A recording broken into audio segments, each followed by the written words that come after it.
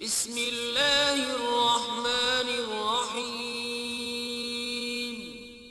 شروع اللہ کے نام سے جو بڑا مہربان نہایت رحم مسروق والا بن ہے۔ اجدع رحمہ اللہ یہ روایت کرتے کہتے ہیں کہ میں سیدہ ام المومنین عائشہ رضی اللہ عنہا کے پاس بیٹھا ہوا تھا تو اچھا اتفاق دیکھیں مسروق کی کنیت پتہ ہے کیا تھی؟ ان کی کنیت جو تھی وہ تھی ابو عائشہ۔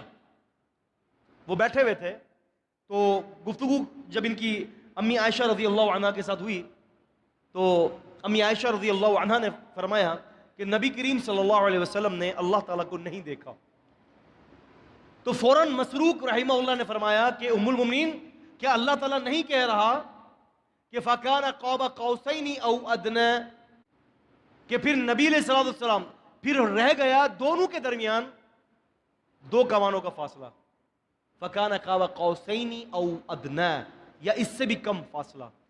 مسروق فرماتے ہیں کہ کیا ام المومنین کہ اللہ تعالیٰ نہیں کہہ رہا کہ دو کمانوں کا فاصلہ رہ گیا، یا پھر وَلَقَدْ رَأَوْا بِالْأُفُقِ الْمُبِينِ، بڑے واضح افق میں دیکھا ہے ان کو۔ اب مسروق سمجھ رہے ہیں ہو کی ضمیر اللہ کی طرف راجع۔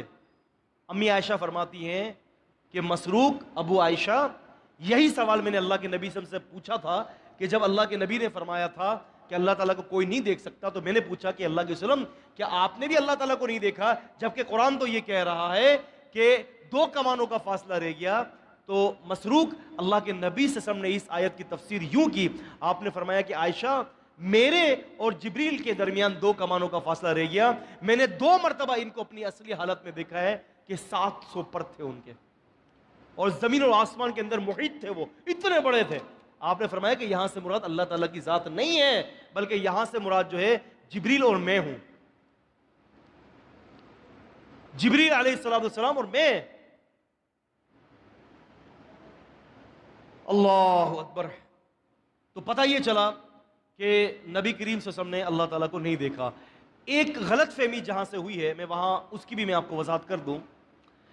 امام مسلم رحمہ اللہ تعالیٰ، امام مسلم بن حجاج القشیری النیسابوری رحمہ اللہ تعالیٰ صحیح مسلم کے اندر فرماتے ہیں کتاب الایمان میں کہ ابو ذر نے پوچھا کہ نبی صلی اللہ علیہ وسلم کیا آپ نے اللہ تعالیٰ کو دیکھا ہے؟ آپ نے فرمایا ہاں رأیت نورا، ہاں میں نے نور کو دیکھا ہے، ہاں میں نے نور کو دیکھا ہے۔ اور قرآن کہہ رہا ہے اللہ نور السماوات والارض، اللہ تعالیٰ نور ہے زمین اور آسمان کا۔